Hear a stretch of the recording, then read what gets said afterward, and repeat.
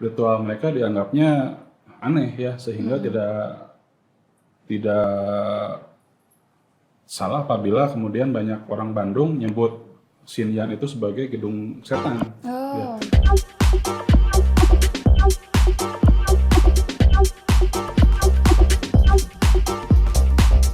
Halo semuanya, selamat datang di podcast dan vlog Pisan, ngopi santai bersama saya, Clarida Budiana, saya dari Kanvas Kosong. Hari ini kita akan memasuki seri vlog kita yakni Sepucuk Surat dari Bandung. Sepucuk Surat dari Bandung merupakan seri podcast dan vlog dari Kanvas Kosong yang akan membahas hal-hal seputar sejarah, baik itu sejarah mainstream maupun anti mainstream, tentunya berkaitan dengan kota Bandung.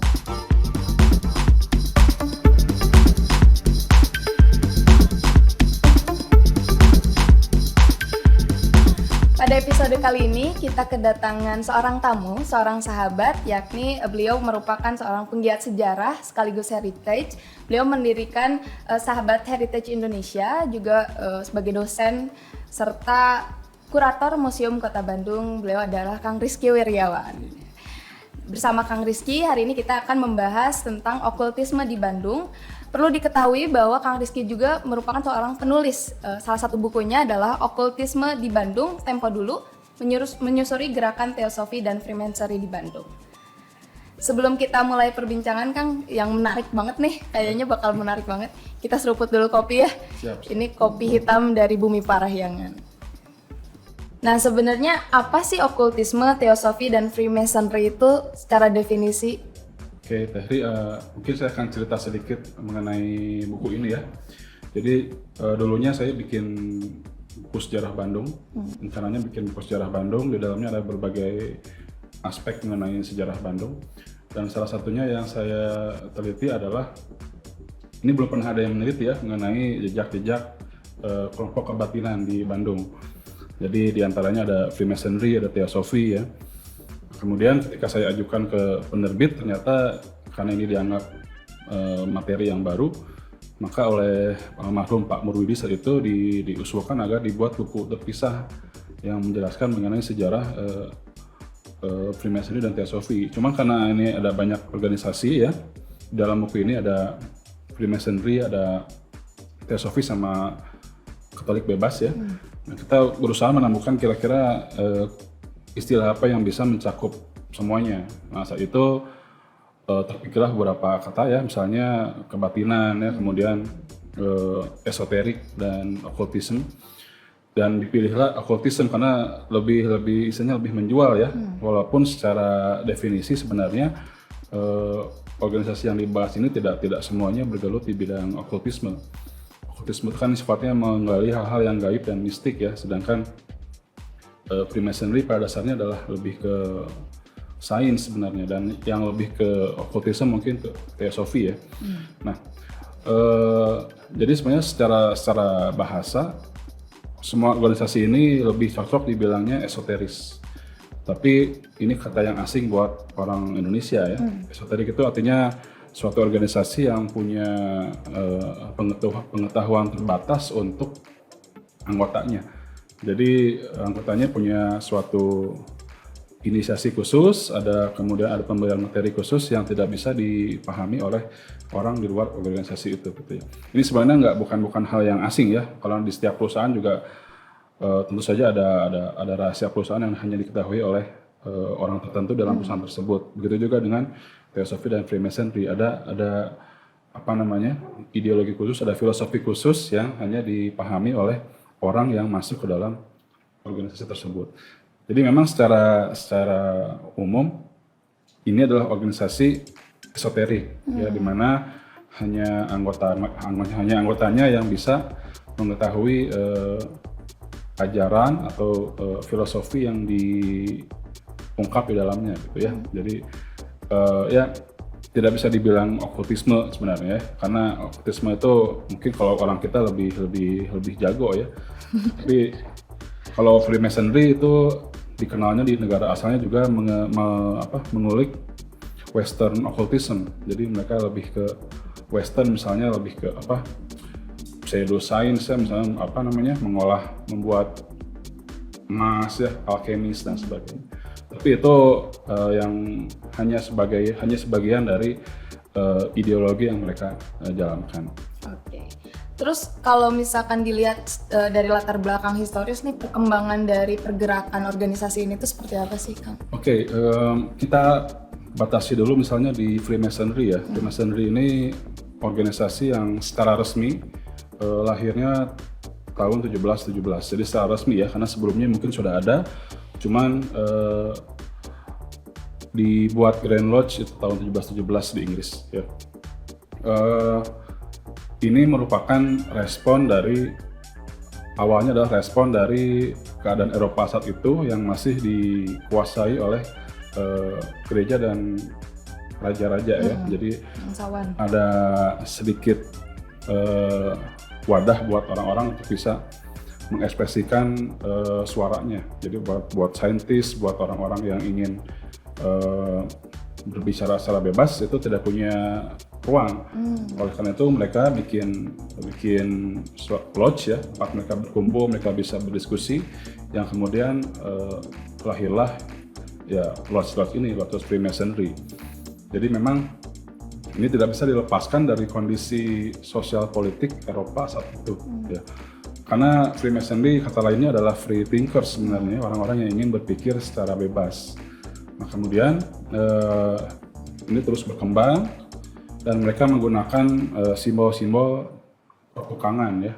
Jadi kalau dulu Mason itu harus tukang bangunan, tapi kemudian diadopsi oleh mereka supaya aman dari dari kerajaan ya, dari penangkapan dan sebagainya. Akhirnya mereka bicara lewat simbol-simbol pertukangan dan munculkanlah istilah Freemasonry. Jadi bukan lagi tukang bangunan, tapi orang-orang yang ingin berpikir secara bebas hanya mengambil simbol-simbol dari Mason ya. Nah ini kemudian terus berkembang, bahkan dianggap berpengaruh terhadap munculnya kemudian revolusi di Eropa ya, di Perancis, kemudian berpengaruh juga ke Amerika Serikat ya, karena beberapa founding fathers Amerika juga anggota Mason, jadi ada pengaruh ideologinya. Nah ini juga kemudian menyebar ke Belanda ya, sebagai negara yang saat itu sangat plural ya, jadi orang-orang yang ke Belanda itu orang-orang yang punya pemikiran lebih maju dibandingkan negara lain. Nah dari Belanda ini kemudian menyebar juga lewat datangnya VOC ke Indonesia. Tapi memang ini agak telat ya, mungkin di tahun 17 berapa gitu, beberapa puluh tahun setelah pendirian di Inggris. Nah setelah dibawa oleh VOC dengan banyaknya orang Eropa yang kesini, mulai muncul lodge ya. Lodge di kota-kota besar, awalnya di Batavia, kemudian seiring dengan meningkatnya populasi orang Eropa di Indonesia ya, mulai muncul juga banyak lodge gitu. Nah tadi disinggung tentang lodge, itu tempat di mana mereka berkumpul dan mungkin berdiskusi ya mungkin betul. Ya. Itu kalau misalkan di Indonesia kira-kira tadi selain di Batavia, di mana aja sih, terutama kita membahas kota Bandung ya. Di Bandung bisa diceritain gitu. Ya, hampir semua kota besar yang punya populasi orang Eropa tinggi itu punya lodge ya. Bahkan di Aceh juga ada gitu, di Kota Raja ya. Di Bandung karena memang Bandung itu baru berkembang di akhir abad 19 ya, sekitar 1890-an setelah ada jalur kereta api. Mulai banyak orang Eropa yang tinggal di sini, kemudian mulai dibangun lodge ya. Yang sekarang mungkin bangunannya sudah tidak ada. Dulu lokasinya di Wastu Kencana, Logoweh ya. Jadi memang dinamakan nama jalannya berdasarkan keberadaan lodge di sana. Ya, sekarang jadi Masjid Al-Uqwah, dulu di sana posisinya. Nah kemudian Bandung banyak diisi oleh pejabat karena tahun 1910-1920 Bandung diproyeksikan untuk jadi ibu kota Hindia Belanda, jadi banyak yang pindah ke Bandung. Semakin maju juga kehidupan Freemasonry di Bandung. Bahkan Xinjiang dulu nama lodge-nya logo Xinjiang ya. Xinjiang. Dari kata Saint John ya. Jadi memang dianggap orang sucinya bagi Freemason itu Saint John ya. Ya sangat maju di Bandung. Bahkan mereka punya perpustakaan, mereka bikin bibliotek, dan itu yang salah satu yang terlengkap di Bandung. Kemudian bikin juga Froebel School, sekolah taman kanak-kanak, yang kebetulan sekarang digunakan sama Museum Kota Bandung bangunannya. Ya. Jadi ada banyak jejak sebenarnya di Bandung kalau kita mau menggali ya, yang secara langsung maupun tidak langsung. Yang secara langsung ya tadi mungkin ada bekas lodge, ada bekas bangunan milik mereka, tapi yang tidak langsung ya kita bisa mencari misalnya rumah-rumah tempat tinggal dari anggota Mason tersebut. Dan ini kita punya datanya cukup lengkap mengenai siapa saja misalnya tokoh-tokoh yang dulu pernah bergabung dengan Mason, karena mereka punya pendataan yang sangat-sangat rapih ya. Ya, jadi Bandung termasuk yang cukup banyak kegiatannya. Banyak. Karena salah satu aspek dari Masonry sebenarnya adalah charity ya. Jadi harus ada kegiatan sosial baik dari anggotanya maupun dari lodge-nya. Dan mereka yang banyak melakukan kegiatan sosial ya semakin tinggi prestisenya gitu. Nah, Bandung karena punya banyak anggota yang kaya mungkin ya. Ada banyak perantau di sana yang bergabung, dan akhirnya juga banyak militer dan birokrat. Akhirnya ya bisa banyak kegiatan yang dilakukan oleh Sindian tadi. Menarik banget ya Kang ya. Tapi sebelum kita lanjut ke diskusi yang panjang ini kayaknya dan seru, kita ngopi dulu lagi nih atau minum dulu mangga.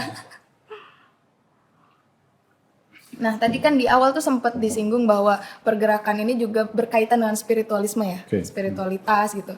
Nah, apakah organisasi Freemason ini mempunyai tata cara ibadah gitu atau ekaristi atau apa itu? Oke. Sebenarnya ini bukan agama ya.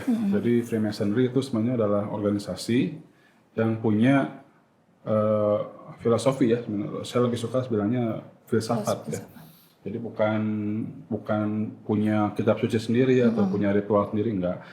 Memang dia punya ritual disebutnya ya. Ritual untuk misalnya pelantikan dari anggota yang baru gabung misalnya, atau misalnya anggota yang naik tingkat ya, karena ada 3 tingkatan di sana. Nah, setiap tingkat itu ada ritual khusus ya, yang sebenarnya isinya adalah semacam role playing sebenarnya ya, jadi bermain peran. Jadi kita punya, bukan kita ya, mereka ya. Nanti saya dianggapnya anggota. Mereka punya misalnya mengadopsi kisah misalnya Nabi Sulaiman misalnya ya. Nah, kemudian dimainkan oleh mereka yang baru gabung, ada yang jadi Nabi Sulaimannya, ada yang jadi tukang bangunannya misalnya. Ya itu nanti mereka harus menghafal si skenario-nya untuk bisa kemudian memasuki tahap yang lebih tinggi. Jadi di dalamnya ada yang disebut rituals ya, tapi memang tidak bisa disamakan dengan rituals agama ya. Tapi bagaimanapun bagi agama tertentu ini adalah sesuatu yang menyalahi ajarannya ya. Misalnya untuk di lingkungan Hindia Belanda misalnya, di mana banyak orang Muslim ya, ritual mereka dianggapnya aneh ya, sehingga tidak salah apabila kemudian banyak orang Bandung nyebut Sindian itu sebagai gedung setan. Ya. Entah dari kata Sindiannya jadi setan ya, tapi kalau setahu saya hampir banyak lodge di Hindia Belanda itu disebutnya gedung setan. Ya.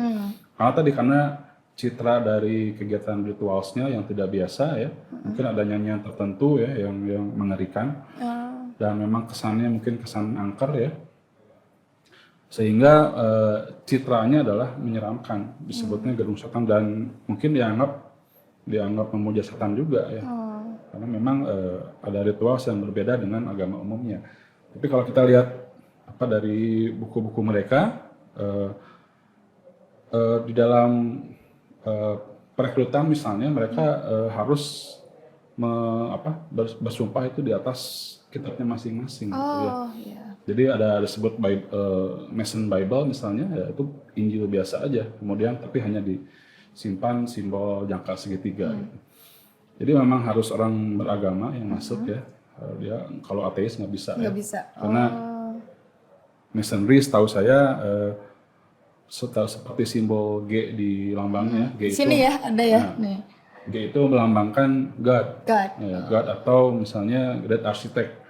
Jadi yang merancang semuanya bisa juga dianggap geometri karena geometri itu basic dari masonry juga. Dari pertukangan zaman dulu ya, orang harus paham geometri untuk bisa membangun suatu bangunan di zaman dulu ya. Jadi pada dasarnya harus orang yang percaya sama kekuatan terbesar atau Tuhan ya untuk bisa masuk masonry. Ya kemudian nanti di dalamnya mungkin ya walaupun secara umum tidak boleh membicarakan agama di dalam lodge ya, tapi di luar lodge orang bisa saja bicara mengenai hal tersebut. Jadi ada banyak hal yang mesti diluruskan seperti saya ungkapkan dalam buku ini. Sebenarnya ini tidak semenyeramkan yang kita bayangkan selama ini ya kegiatannya ya, karena banyak juga kisah-kisah tadi seperti gedung setan dan sebagainya. Bahkan dianggap ingin menguasai dunia ya. Tapi kalau kita lihat kiprahnya di Bandung ya mereka lebih banyak kegiatan sosial sebenarnya. Walaupun mungkin secara ritual orang kita mungkin akan serem ya sebenarnya. Masih asing soalnya. Masih asing. Ya. Berarti tadi yang bukan tata cara ibadah tapi mungkin kayak semacam tradisi keanggotaan ya, tradisi rekrutmen. Seperti kita biasa misalnya kalau wisuda misalnya ya. Wisuda kan isinya simbol-simbol. Kenapa kita misalnya memakai toga, kenapa kita memakai misalnya dilantik ya, di tali toganya dipindahkan misalnya, itu kan semuanya isinya simbol ya. Jadi ada filosofinya. Sama dengan misalnya pelantikan masonry, semua kegiatannya adalah pada dasarnya simbol, ada pesan yang ingin disampaikan. Tapi karena ini sifatnya esoteris, ya, jadi tadi saya bilang esoteris. Pesan tersebut atau filosofinya hanya bisa dipahami oleh orang yang sudah bergabung. Kalau orang luar pasti akan serem dulu ya. Orang-orang belum pada paham ini apa gitu.